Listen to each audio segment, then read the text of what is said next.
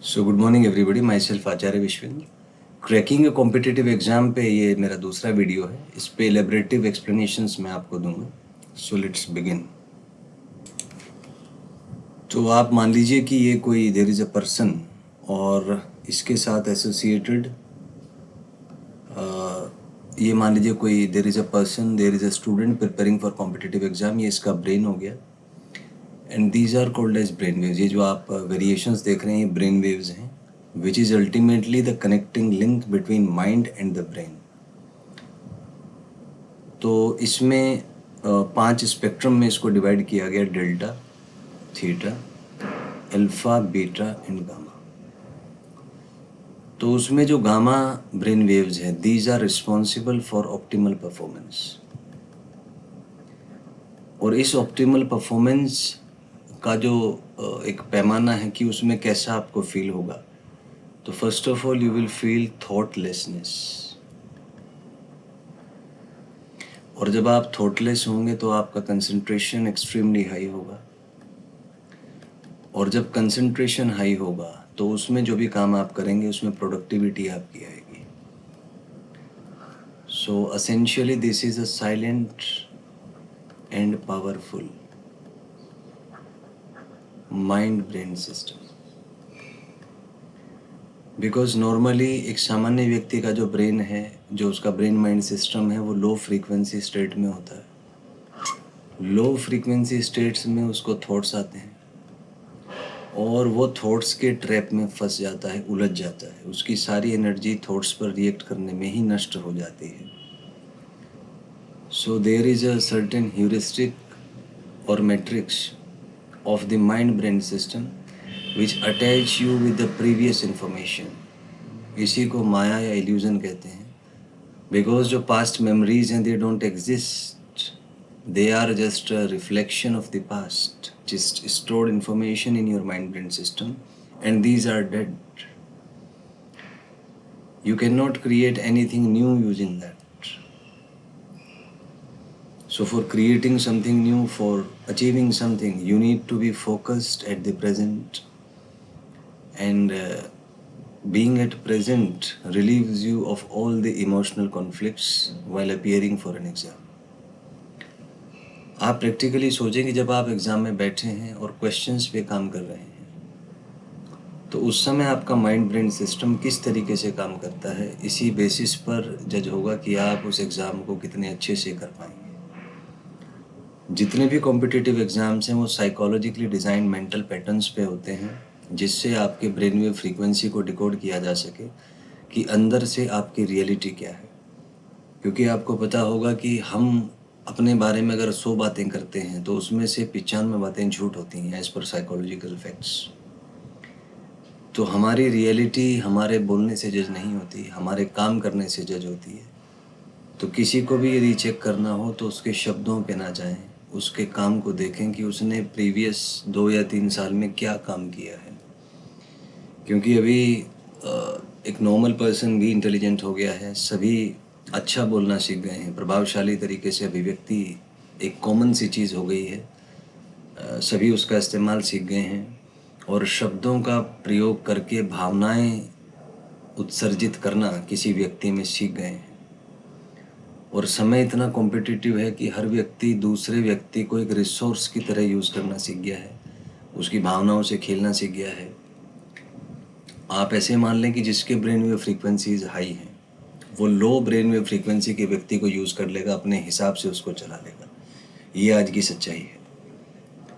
आपने देखा होगा क्लास का जो टॉपर स्टूडेंट है, वो कभी ये नहीं बताएगा आपको कि कैसे वो एग्ज़ाम में टॉप करता है, वो किस तरीके से पढ़ाई करता है कि वो टॉप कर जाए।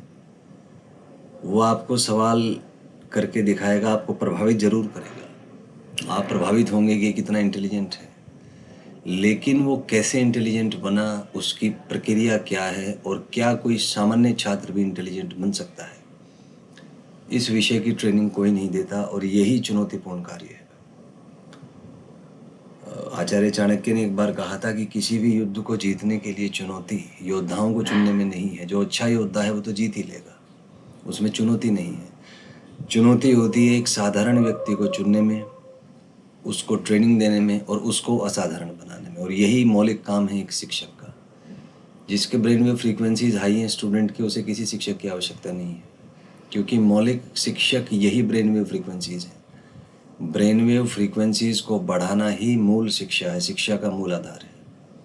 तो कोई भी शिक्षक जब आपको शिक्षा देता है वो मौलिक रूप से आपके ब्रेन वेव फ्रीक्वेंसीज को बढ़ा देता है, और जब आपके ब्रेन वेव फ्रीक्वेंसी बढ़ता है तो आप चेतना के नए नए आयाम, कॉन्शियसनेस के नए नए आयाम आप अनुभव करते हैं।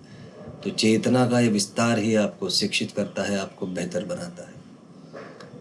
तो आप जब किसी से भी शिक्षा लें, उनके भौतिक रूप से संबंधित ना रहें अत्यधिक, उनसे भौतिक रूप से मोह ना करें।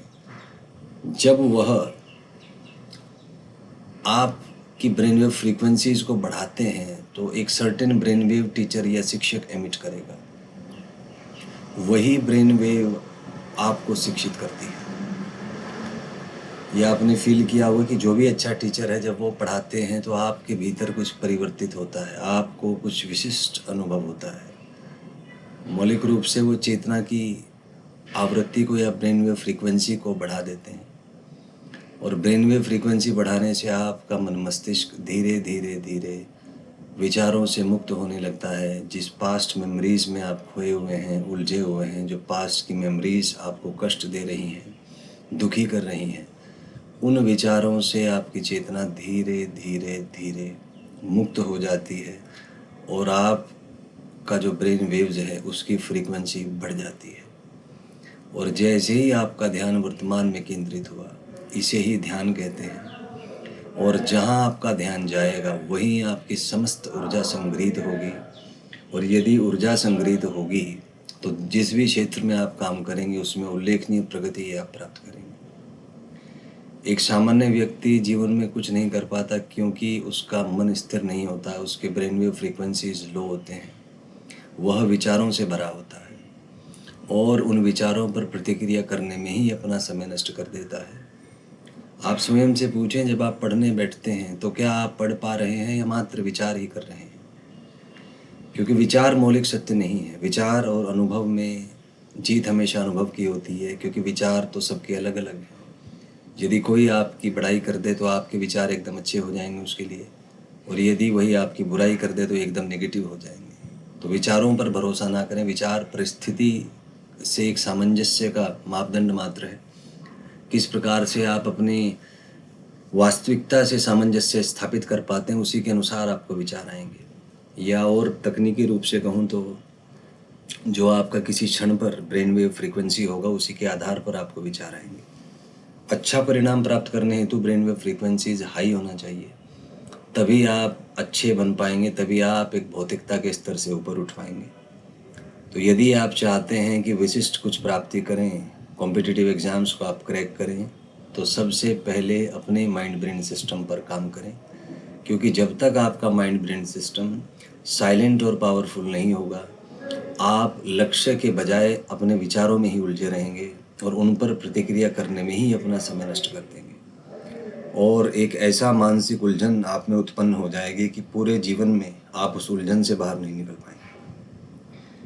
क्योंकि जब आप किसी कॉम्पिटिटिव एग्ज़ाम की प्रिपरेशन कर रहे हैं तो जो आपका एज ग्रुप है, जेईई और नीट की अगर बात करूं तो 15 से 20 का एज ग्रुप होता है बच्चों का। उस एज में आपका एनर्जी पीक पे होता है। तो यदि आपने अपने एनर्जीज़ को सही प्रकार से व्यवस्थित करके अपने माइंड ब्रेन सिस्टम को एक्टिवेट कर लिया, उसको साइलेंट और पावरफुल बना लिया, तो आप पूरा जीवन आपका बहुत अच्छा रहेगा। जिस भी क्षेत्र में आप जाएंगे उसमें आप अच्छा कार्य कर पाएंगे, उल्लेखनीय प्रगति उसमें कर पाएंगे।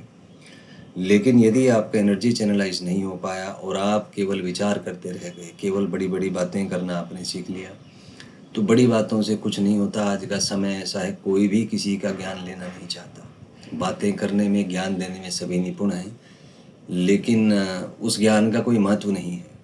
और जितना कोई व्यक्ति ज्ञान देता है उससे लोग उतना ही चिढ़ते हैं, क्योंकि जानते हैं कि शब्दों से कुछ नहीं होता, काम देखा जाता है। तो आजकल जो बहुत ज़्यादा अपने बारे में बातें करता है उसको लोग अदरवाइज़ लेते हैं। हाँ, अगर काम आपने किया हुआ है तो काम बोलता है, उसमें किसी बिलीफ सिस्टम की आवश्यकता नहीं होती, प्रत्यक्ष है। हाथ कंगन को हार से किया और पढ़े लिखे को फार से किया। नेक्स्ट वीडियो में आपसे बात होगी।